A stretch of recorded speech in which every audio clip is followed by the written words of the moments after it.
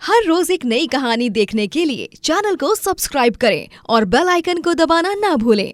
ईशानी की शादी विक्रम से हुई होती है, लेकिन शादी के कुछ समय बाद ही विक्रम की एक एक्सीडेंट में मौत हो जाती है, जिसके बाद ईशानी विधवा बन जाती है और वो अपने मायके चली आती है वापस। मायके से ही जॉब पर जाना शुरू करती हैं। भाभी किंजल उसे रोज सुबह टिफिन पैक करके देती। ये लो ईशानी, टिफिन पूरा खत्म करके आना, और हाँ, आते समय ज्यादा लेट हो जाए तो अपने भैया को कॉल करके बुला लेना, लेकिन अकेले मत आना। थैंक यू किंजल भाभी, आप मेरा कितना ज्यादा ख्याल रखती हो। विक्रम के जाने के बाद भी आप रात रात भर मेरे साथ ही रहती थी। मैं इतने डिप्रेशन में चली गई थी, लेकिन आपने मुझे अपनी छोटी बहन की तरह संभाला। थैंक्स फॉर एवरीथिंग भाभी। बस बस, अब सुबह सुबह रुलाओगी क्या? जाओ, have a good day. Ishani job पर जाती और इसी बीच उसकी मुलाकात लखन नाम के लड़के से होती है, जो दिखने में तो अच्छा होता है लेकिन कुछ कमाता नहीं। दोनों का मिलना जुलना इतना बढ़ जाता है कि दोनों को एक दूसरे से प्यार हो जाता है।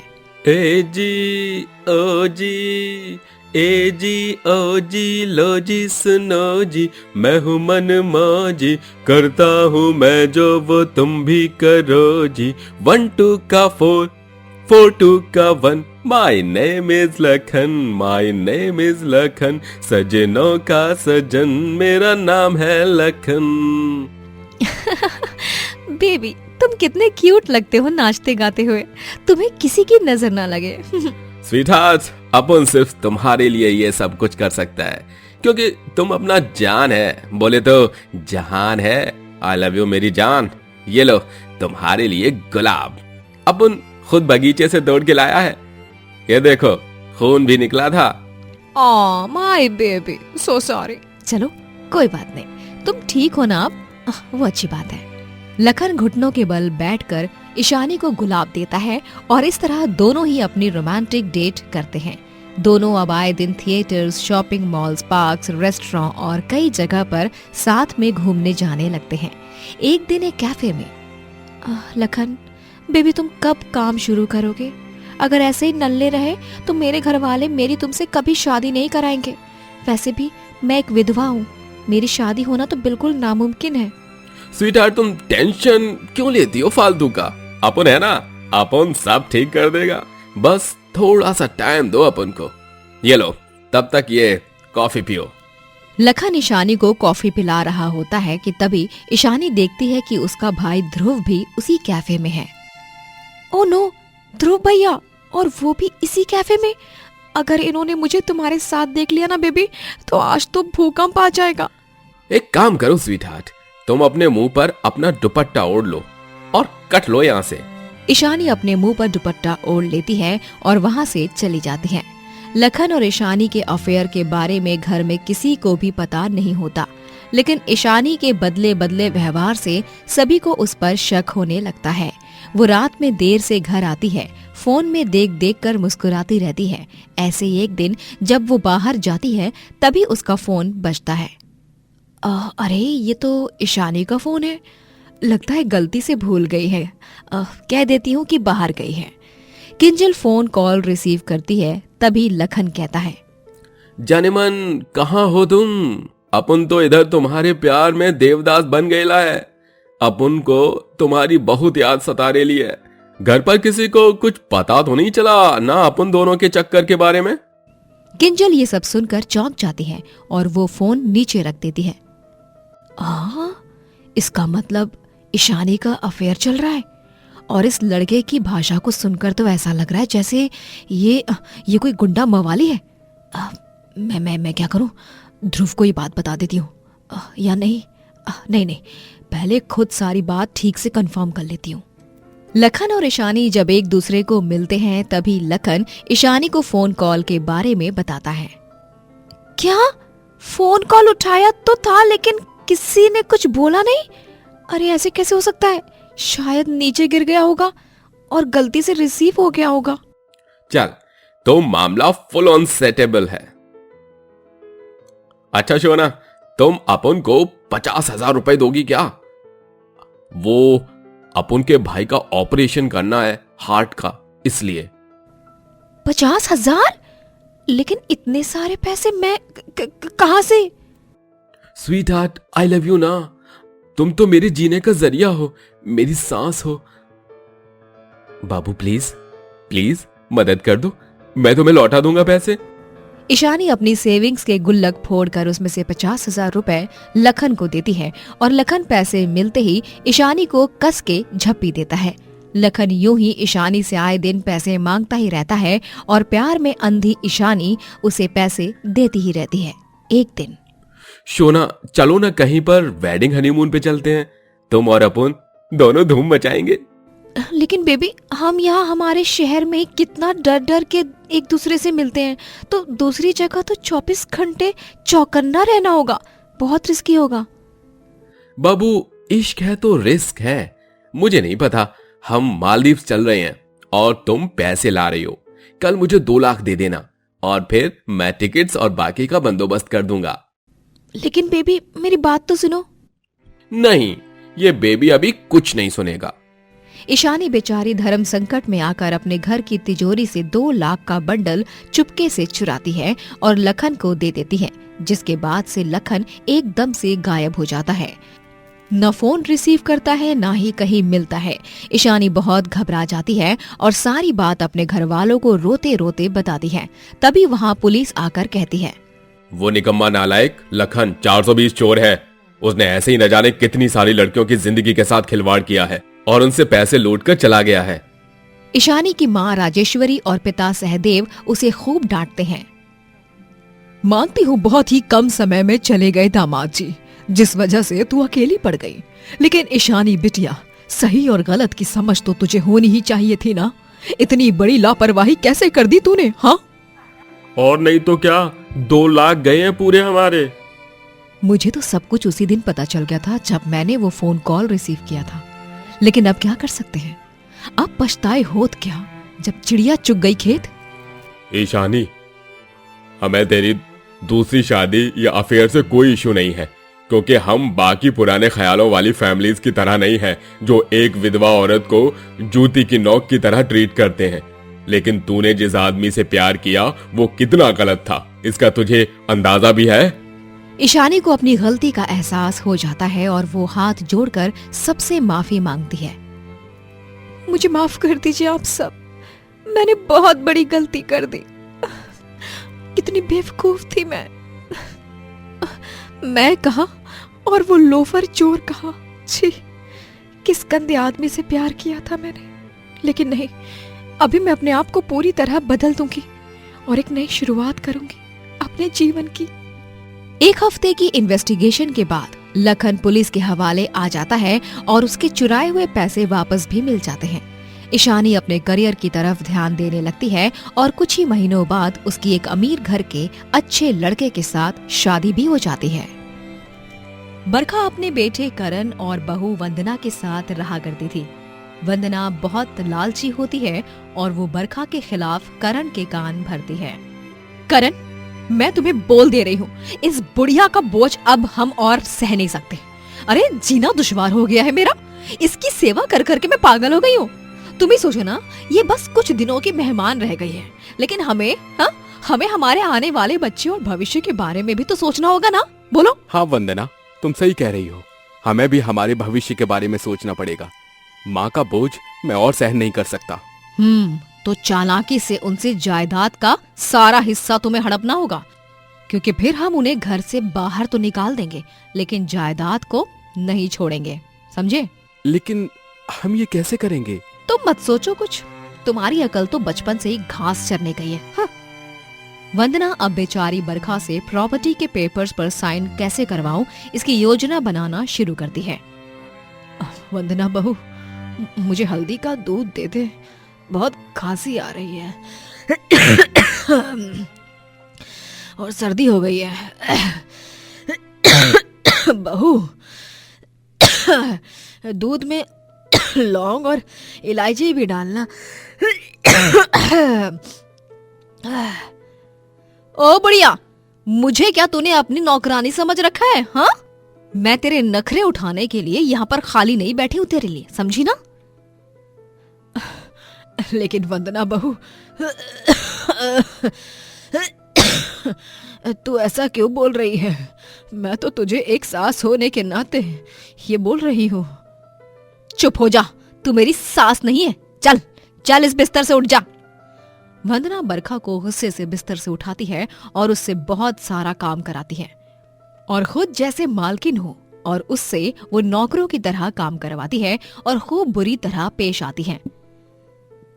वंदना को बरखा पर इतना अत्याचार करते देख बेटा करण तक कुछ नहीं बोलता। ए बुढ़िया, चल जल्दी से हम दोनों को खाना परोस, और हाँ, अचार और दही भी लाना साथ में। ठीक है बहू, लाती हूँ। बरखा दाल मखनी बनाकर दोनों बहू बेटे को परोसती है। जो भी बोलो, तू तो कलमुही, लेकिन तेरे हाथ की दाल मखनी ने मेरे दिल को मक्खन की तरह पिघला दिया। लेकिन इसका मतलब ये नहीं है कि मैं बदल गई हूँ। तू इस घर की नौकरानी ही बनकर रहेगी। तुझे अगर यहाँ रहना है तो तुझे काम करना होगा, समझ गई? वंदना और करण पहले खाना खाते हैं और फिर उसके बाद रसोई में ठंडी फर्श पर बैठकर बरखा खाना खाती है। बरखा एक दिन बहुत बीमार हो जाती है और वो बेटे करण से विनती करती है। करण बेटा, तबीयत बहुत खराब है, बदन टूट रहा है। ऐसे में मुझे आराम की जरूरत है। अपनी बीवी को समझाओ ना कि मुझे आराम करने दे। नहीं माँ, आप आराम नहीं कर सकती। चलिए उठिए और काम पे लगिए। खाना, कपड़े, बर्तन, घर की सफाई, आंगन की सफाई, ढेर सारे काम पड़े हैं। उन सबको क्या पड़ोस की विमला चाची आकर निपटाएंगी? हाँ, चल चल, ज्यादा ड्रामेबाजी मत कर और सीधे तरीके से उठ जा, वरना खाल उधेड़ कर रख दूंगी तेरी, समझी? करण और वंदना दोनों भी बरखा से काम करवाने की कोशिश करते हैं, लेकिन अपनी बीमार हालत के कारण बरखा बिस्तर पकड़कर ही बैठ गई थी। ओफो, ये बुढ़िया अब हमारे किसी काम की नहीं है करण। इससे अब ना घर का कोई काम भी नहीं हो रहा है, इसीलिए इसका काम तो अब तमाम ही करना पड़ेगा बस। वंदना बरखा से जबरदस्ती जायदाद के कागजों पर दस्तखत करवाती है। ए बुढ़िया, चल चल, जल्दी से इन कागजों पर दस्तखत कर दे, समझी? लेकिन बहू, ये कौन से कागज हैं? इनमें क्या लिखा है? मुझे तो कुछ समझ भी नहीं आ रहा है। तू क्या करवाना चाह रही है? जितना कहा है ना उतना कर। ले, ये पेन पकड़ और दस्तखत कर जल्दी से।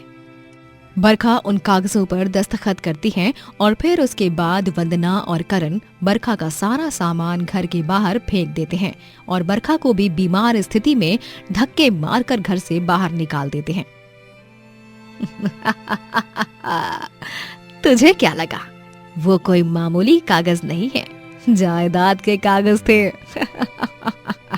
अब हमें आपसे हमेशा हमेशा के लिए छुटकारा मिल गया है। अब आप जियो या मरो, हमें उससे कोई फर्क नहीं पड़ता। ऐसा मत करो बच्चों, मैं इस अधेड़ उम्र में कहाँ जाऊंगी, कहाँ रहूंगी? मेरा इस दुनिया में तुम दोनों के अलावा कोई और नहीं है। रुको बच्चों, मेरी बात तो सुनो। बरखा बिलक बिलक कर विनती करती रहती है, लेकिन वंदना और करण दरवाजा बंद कर देते हैं। कड़ाके की ठंड में बेचारी बरखा दर दर भटकती फिरती है। कपकपाते हुए वो सड़क के एक फुटपाथ पर ही सो जाती है। अगली सुबह वो पूरे गांव में नौकरी की तलाश करती है। बेटा, कुछ काम हो तो दे दो, मैं बहुत स्वादिष्ट खाना बनाती हूँ। दाल मखनी तो बखूबी बना लेती हूँ। कम पैसे में रख लोगे फिर भी कोई दिक्कत नहीं है बेटा, लेकिन मुझे इस वक्त पैसों की सख्त जरूरत है। अम्मा, माफ कीजिएगा, दरअसल वो मेरे ढाबे पर फिलहाल किसी भी कुक की जरूरत नहीं है। अगर मुझे जरूरत होगी तो मैं आपको बता दूंगा।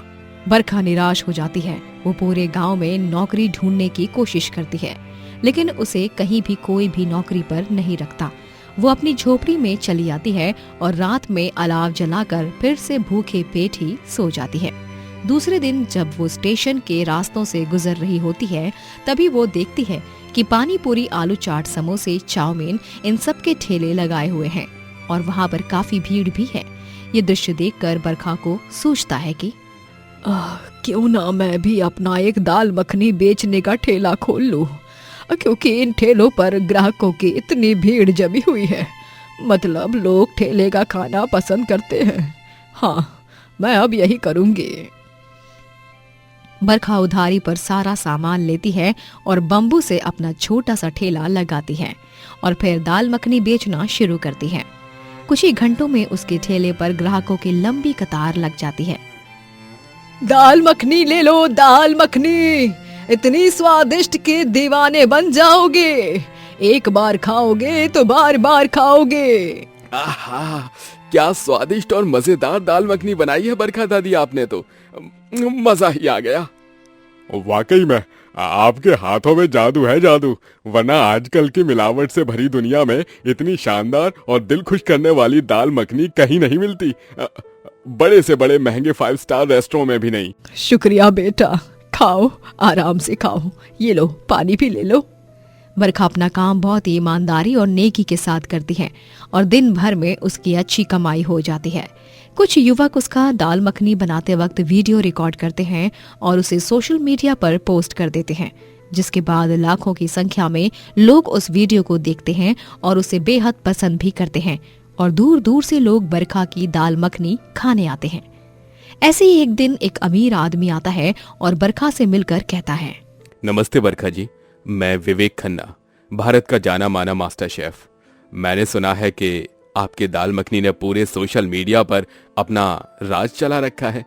चलिए जरा आज मैं भी तो चक्कर देखूं। जी क्यों नहीं, ये लीजिए, मैं अभी परोसती हूँ आपको। बैठिए ना, उस कुर्सी पर बैठ जाइए। मास्टर शेफ विवेक बरखा के हाथ की दाल मखनी खाते हैं और वो उसकी दाल मखनी के फैन हो जाते हैं। वाह, ऐसी दाल मखनी तो मैंने पूरे पंजाब में भी नहीं चखी। बरखा जी, आप तो फूड इंडस्ट्री की कोहिनूर निकली। आपकी जगह यहाँ पर नहीं, बड़े बड़े कुकिंग टीवी शोज में है। और फिर यहाँ से शुरू होता है बरखा के आगे बढ़ने की दास्तान। बरखा अब टीवी पर कुकिंग और रियलिटी शोज में आने लगती है और ऐसे ही बहुत सारे पैसे कमाती है। वो अपना खुद का एक बहुत बड़ा रेस्टोरेंट खोलती है जिसका नाम होता है दादी की रसोई। वहीं वंदना और करण दोनों का बिजनेस ठप हो जाता है और दोनों भी रास्ते पर आ जाते हैं। एक दिन दोनों बरखा के बड़े बंगले के बाहर भीख मांगते हुए कहते हैं, माँ जी, हमें माफ कर दो, हमने आपके साथ बहुत गलत किया। तुम दोनों ने मेरे साथ जो कुछ भी किया हो, मैं उसे कभी नहीं भूल सकती। सिक्योरिटी, इन्हें यहाँ से धक्के मारकर निकाल दो। सिक्योरिटी गार्ड्स वंदना और करण को धक्के मारकर वहां से निकाल देते हैं और बरखा अपने जीवन में भरपूर तरक्की प्राप्त करती है और अपने सपनों को पूरा करती है। वीरनगर कहकर एक गांव में मुकुंद नामक एक गरीब आदमी अपनी बीवी स्वर्णा और छोटी बेटी पीहू और बेटे लक्ष्य के साथ रहता था। मुकुंद की एक छोटी सी बेकरी होती है जहां पर वो अपने हाथों से केक बेक करके बेचता था।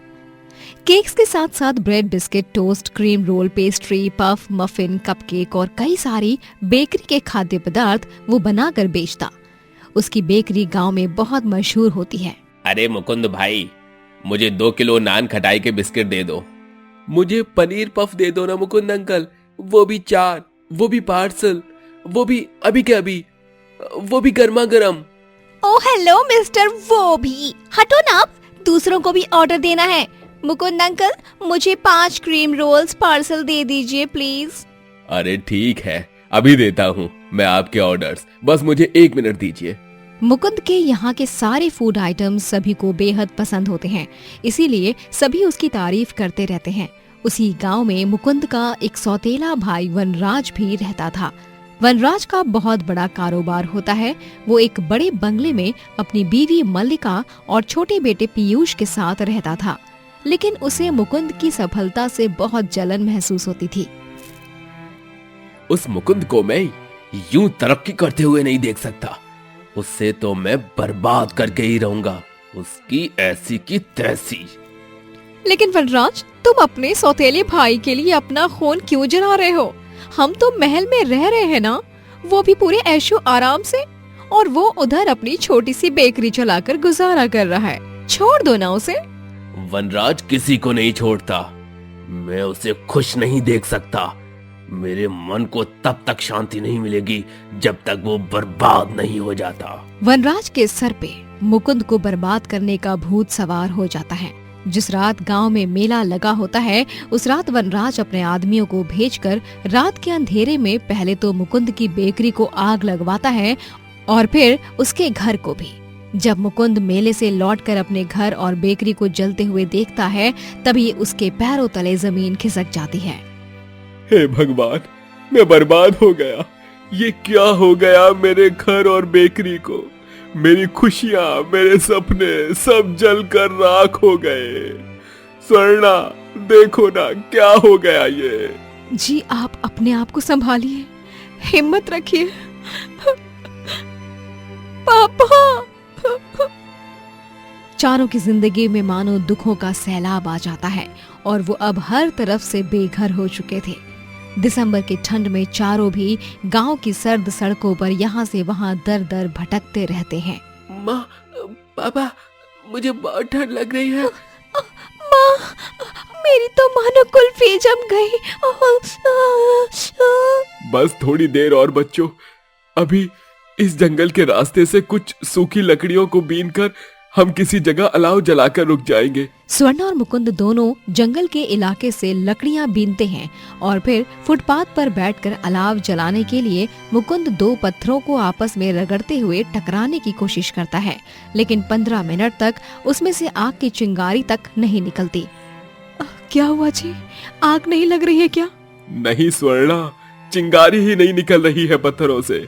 कपकपाती हुई भयंकर ठंड में मुकुंद जाकर अपने बच्चों के लिए घास लाता है और उन पर घास डालकर उन्हें सुलाता है। बर्फीली हवाएं तेज होने लगती हैं। ठंड ने मानो अपना भीषण रूप ले लिया होता है। स्वर्णा, कल रात को हम कितनी खुशी से घर में मालपुए खा रहे थे और आज देखो क्या से क्या हो गया। आज की रात गुजर जाए बस, लेकिन कल का क्या? कल का सूरज जब निकलेगा तब हम क्या करेंगे? कहाँ घूमेंगे अपने नन्हे बच्चों को लेकर? मुकुंद और स्वर्णा दोनों बहुत चिंताग्रस्त हो जाते हैं। पीहू और लक्ष्य के ऊपर की घास हवा की वजह से उड़ जाती है और उन दोनों को भरपूर ठंड के कारण नींद नहीं आती और उन्हें बुखार आ जाता है। हे भगवान, दोनों बच्चों को, अरे संभालो भगवान, इन दोनों का बदन बहुत तेज बुखार से तप रहा है। अब हम क्या करें मुकुंद जी? माँ, पापा। पीहू और लक्ष्य दोनों ठंड के मारे बुरी तरह कांप रहे होते हैं। तभी मुकुंद को सामने एक खाली सब्जी का ठेला दिखता है, जहाँ पर एक रेहड़ी होती है और उस रेहड़ी पर कुछ कपड़े की गोनियां होती हैं। मुकुंद, पीहू और लक्ष्य उनको उस रेहड़ी पर सुलाता है और उन पर वो कपड़े की गोनी डालता है और फिर उस रेहड़ी को धक्का मारते हुए वो गांव के बाहर के गवर्नमेंट हॉस्पिटल में चला जाता है और अपने बच्चों को डॉक्टर के पास दिखाता है। इंजेक्शन लेने पर बच्चों की तबीयत में थोड़ा सुधार आता है। अगले दिन चारों एक मंदिर के पास से गुजर रहे होते हैं। तभी उन्हें एक छोटा बच्चा रोते हुए दिखता है। पापा, मम्मी। बच्चे, आप रो क्यों रहे हो? क्या हुआ है? आपके मम्मी पापा कहाँ हैं? मैं गांव के बाहर इस शहर के रास्ते पर आ गया। कल शाम से यहाँ हूँ, इस मंदिर में खेलते खेलते आ गया था मैं इस जगह पे। रात भर मैं अपने पापा मम्मी से अलग हूँ। अंकल आंटी, मुझे मेरे मम्मी पापा के पास ले चलो ना प्लीज। तुम घबराओ मत बेटा, हम तुम्हें सही सलामत तुम्हारे मम्मी पापा के पास ले जाएंगे। हाँ बेटा, अब बस तुम हमें अपने घर का पता बता दो, हम तुम्हें वहीं ले जाएंगे। वो छोटा बच्चा मुकुंद और स्वरा को अपने घर का पता बताता है और वो उसके साथ उसे घर छोड़ने जाते हैं और देखते हैं कि वो एक आलीशान से बंगले में रहता है। लेकिन वहां पर मुकुंद और स्वरा वनराज और मल्लिका को देखकर हैरान रह जाते हैं और वनराज भी मुकुंद को देखकर भौचक्का रह जाता है। पापा, इन अंकल आंटी ने ही मुझे वहाँ से बचाकर यहाँ लाया है। हाँ। वनराज, तुम? मुकुंद, आप दोनों एक दूसरे को जानते हो क्या पापा? वनराज को अपनी गलती पर बहुत ज्यादा शर्मिंदगी महसूस होती है और वो मुकुंद के सामने जाकर भावुक आंखों से हाथ जोड़ते हुए माफी मांगता है और सारा सच बताता है। क्या इसका मतलब मेरे घर को और बेकरी को तुमने ही जलाया वनराज? मुझे माफ कर दो मुकुंद। तुमने मेरे जिगर के टुकड़े को मेरे पास वापस ला दिया और मैंने तुम्हारे साथ क्या किया, नफरत और जलन की आग में तुम्हारे घर और बेकरी के साथ साथ खुद को भी जला दिया। आज मुझे खुद से नफरत हो रही है। भले ही हमारा रिश्ता सगा नहीं सौतेला है, लेकिन फिर भी मैं तुम्हें अपना भाई मानता हूँ। मुझे माफ कर दो मुकुंद। मुकुंद की भी आंखें भर आती हैं और वो दोनों एक दूसरे को गले से लगाते हैं। मैं तुमसे वादा करता हूँ मुकुंद, मैं तुम्हारे सारे नुकसान की भरपाई कर दूंगा। बस तुम मेरे साथ रहना। आज मैं इस नफरत की दीवार को हटा रहा हूँ। आप दोनों ने बहुत अच्छा किया। आज ये साबित हो गया कि रिश्ते चाहे सौतेले हो, सगे हो या खून के ना हो, पर असली रिश्ते तो दिल से बनते हैं ना, और दिल से ही निभाए जाते हैं। इसका मतलब पीयूष हमारा भाई हुआ। ये सुवर्णा, जब दोनों भाइयों में सुलह हो गई तो हम क्यों पीछे रहे? आओ गले लग जाओ। इस तरह सभी एक परिवार की तरह रहने लगते हैं और दोनों भाई मिलकर साथ में बड़ी बेकरी खोलते हैं और दोनों साथ में अपना बिजनेस शुरू करते हैं और बहुत तरक्की हासिल करते हैं। दोस्तों, अगर आपको ये कहानी पसंद आई तो लाइक करें, शेयर करें और कमेंट करके बताएं कि कहानी में आपको सबसे अच्छा क्या लगा।